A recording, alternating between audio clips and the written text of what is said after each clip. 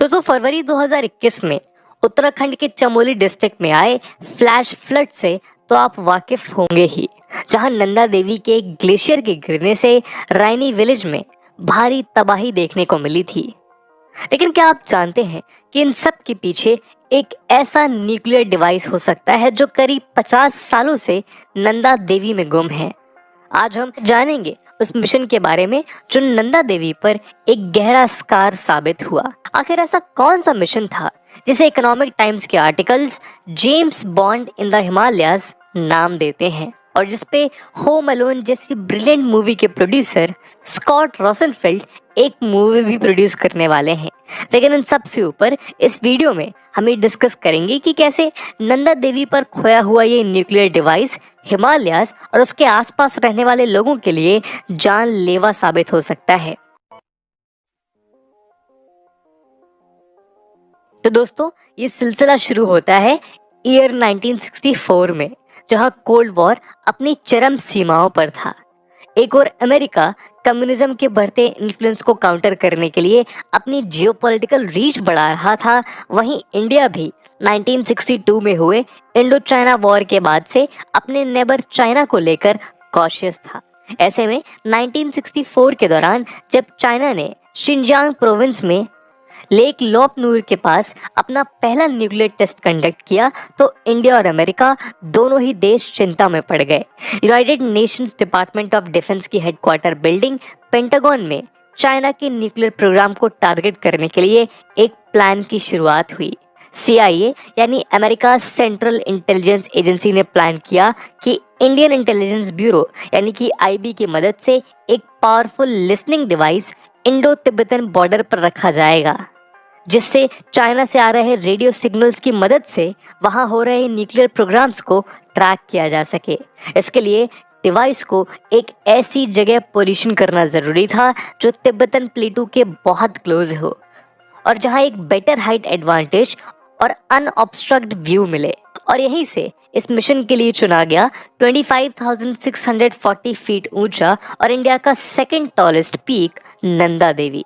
इसकी हाइट का अनुमान आप 25 आईफिल टावर्स को एक के ऊपर एक लगाकर इमेजिन कर सकते हो। क्योंकि भारत के लिए भी चाइना उस वक्त एक बड़ी चुनौती थी, इसीलिए इंडियन इंटेलिजेंस ब्यूरो ने CIA के साथ हाथ मिलाया और इस मिशन को शुरू कर दिया और इस मिशन का नाम रखा गया ऑपरेशन हैट।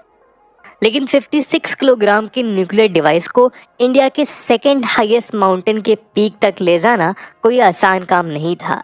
यहाँ चौंकाने वाली बात यह है कि इस न्यूक्लियर डिवाइस में इस्तेमाल होने वाले प्लूटोनियम की मात्रा हिरोशिमा में गिराए गए एटॉमिक बॉम्ब में इस्तेमाल हुए प्लूटोनियम से सिर्फ आधी थी।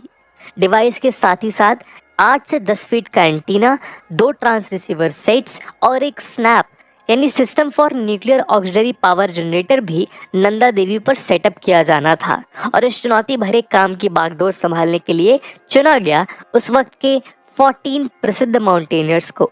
इन सब माउंटेनियर्स को $1,000 पर मंथ की एक भारी अमाउंट दी गई। अगर इसे इन्फ्लेशन के हिसाब से देखा जाए तो आज ये वैल्यू कुछ $9,400 के इक्विवेलेंट है। इस टीम में शामिल थे अमेरिका के कुछ famous climbers doctor Robert Shelar, Tom Frost and gym McCarthy.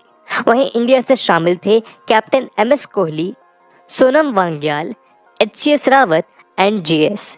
ये चारों 1964 में हुए इंडियन एवरेस्ट एक्सपीडिशन मिशन का पार्ट थे, जिसे कैप्टन कोहली द्वारा लीड किया गया और 9 लोगों के साथ सक्सेसफुली एवरेस्ट के समिट पर पहुंच वर्ल्ड रिकॉर्ड सेट किया, जिसे आने वाले 17 सालों तक कोई नहीं तोड़ पाया।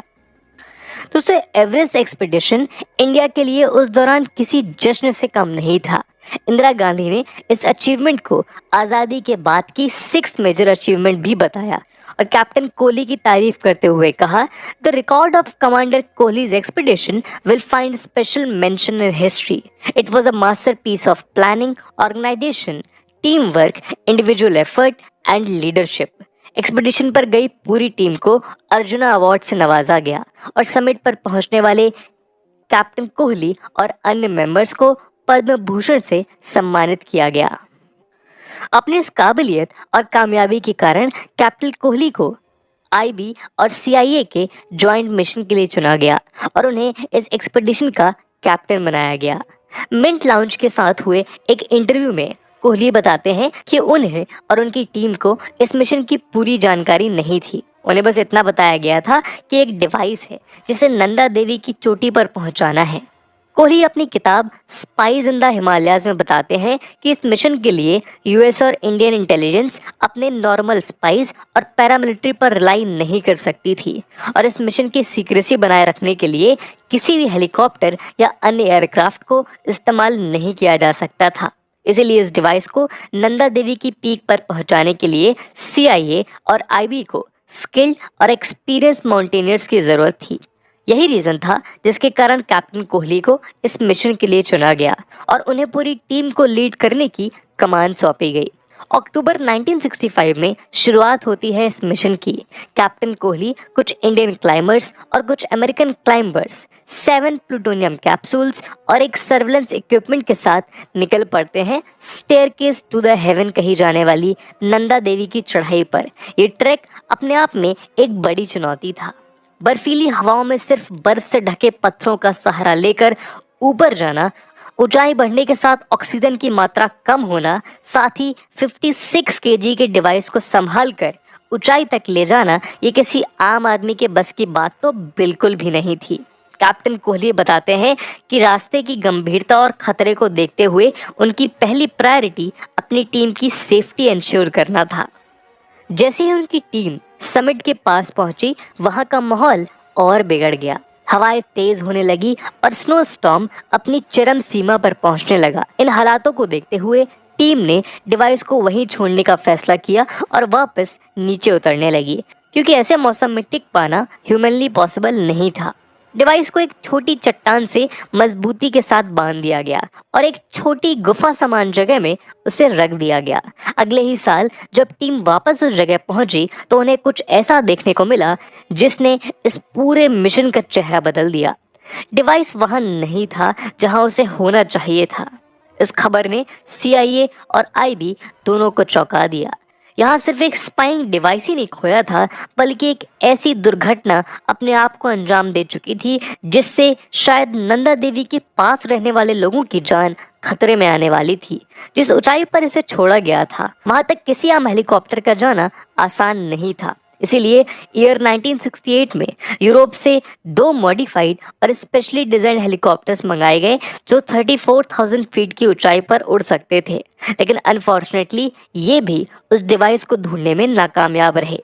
नंदा देवी पर कई सर्च ऑपरेशंस के बावजूद ये न्यूक्लियर डिवाइस आज तक नहीं मिल पाया है। 1967 में सीआईए और आईबी द्वारा दूसरा स्पाइंग डिवाइस करीब 22,000 फीट ऊपर नंदा कोट पर इंस्टॉल किया गया।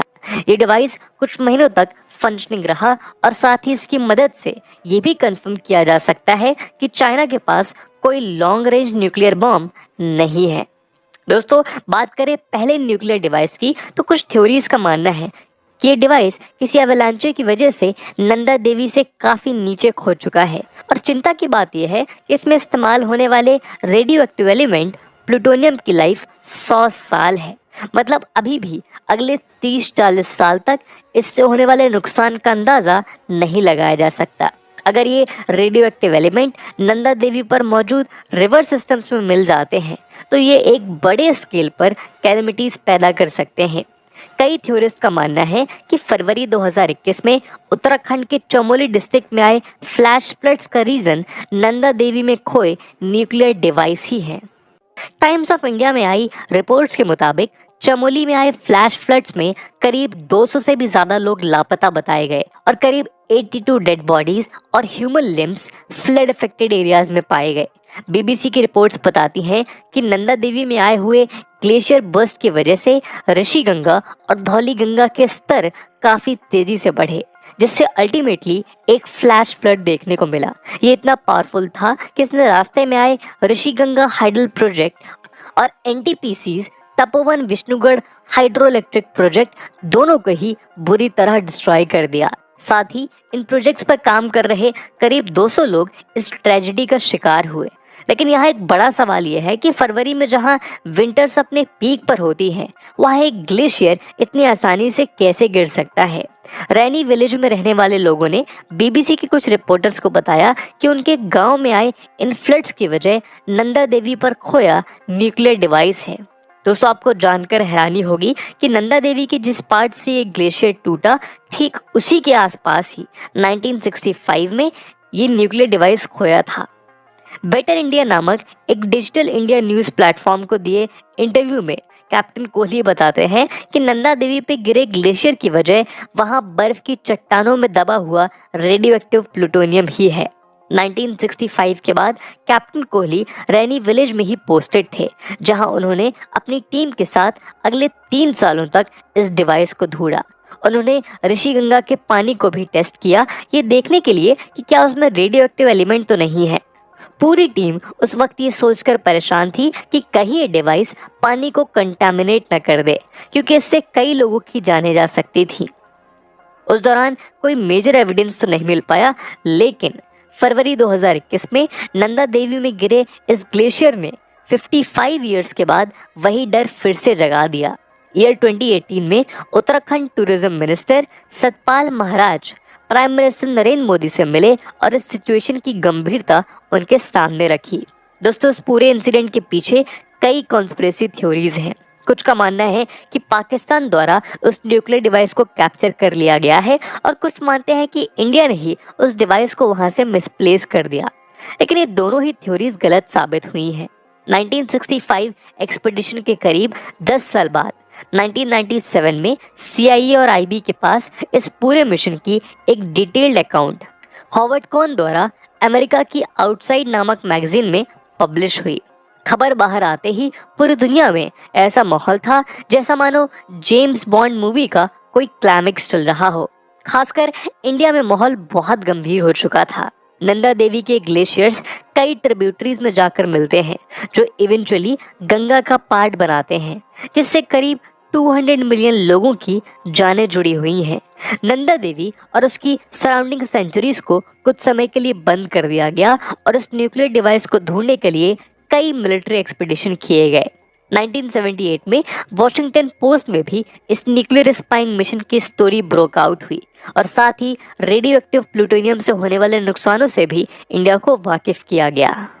तेजी से बढ़ते नेशनल और इंटरनेशनल प्रेशर के चलते तत्कालीन प्राइम मिनिस्टर मोरारजी देसाई ने इस पूरे मिशन को पार्लियामेंट में सबके सामने रखा और बताया कि कैसे CIA और IB ने मिलकर इस मिशन को अंजाम दिया। 1966 में लाल बहादुर शास्त्री और होमी भाभा की मिस्टीरियस डेथ को भी इसी इंसिडेंट से जोड़ा जाने लगा। लाल बहादुर शास्त्री, जो इंडिया के प्रधानमंत्री भी रह चुके हैं, वो उस दौरान एटॉमिक एनर्जी के मिनिस्टर इंचार्ज थे और Homi Bhabha atomic energy commission के चेयरमैन थे। रूमर्स ये थी कि शास्त्री जी को KGB द्वारा असैसिन किया, वहीं भाभा को CIA द्वारा बम किया गया है। दिल्ली बेस्ड न्यूज़पेपर की एक रिपोर्ट में ये सामने आया कि एक पेरिस बेस्ड पाकिस्तानी डिप्लोमेट उन पहले लोगों में से था जो भाभा की प्लेन क्रैश साइट पर सबसे पहले पहुंचा था और शायद इसी डिप्लोमेट ने भाभा के पास मौजूद कुछ क्लासिफाइड डॉक्यूमेंट्स जो वो अमेरिका ले जा रहे थे उन्हें ऑक्युपाई कर लिया। रिपोर्ट्स बताती हैं कि ये डॉक्यूमेंट्स हिमालय पर एक मिनी न्यूक्लियर पावर प्रोजेक्ट से रिलेटेड थे, लेकिन इस रूमर को भी जल्द ही आउटलैंडिश बताकर डिसमिस कर दिया गया। कई स्पेकुलेशंस और कॉन्स्पिरेसीज के बावजूद एक बात तो बिल्कुल सच है, और वो ये कि इस डिवाइस की करंट लोकेशन के बारे में किसी को कोई भी जानकारी नहीं है। ऐसे में अगर ये अभी भी नंदा देवी पर मौजूद है तो ये इंडिया के लिए अभी भी काफी डेंजरस साबित हो सकता है। इस पूरे इंसिडेंट की सीक्रेसी और रेडियो एक्टिव प्लूटोनियम के 7 कैप्सूल्स के नंदा देवी में गुम हो जाना बहुत से मूवी डायरेक्टर्स और प्रोड्यूसर्स को अपनी ओर आकर्षित कर चुका है। उनमें से ही एक है स्कॉट रोसेनफेल्ड, जिन्होंने होम अलोन जैसी कई वर्ल्ड वाइड फेमस मूवीज को प्रोड्यूस किया है। कैप्टन कोहली ने टाइम्स ऑफ इंडिया को दिए एक इंटरव्यू में बताया कि जल्द ही स्कॉट रोसेनफेल्ड नंदा देवी पर हुए इस मिशन पर मूवी बनाने वाले हैं, जिन्हें डायरेक्ट करेंगे ग्रेग मैकलेन, और मूवी में कैप्टन कोहली का रोल प्ले करेंगे रणबीर कपूर।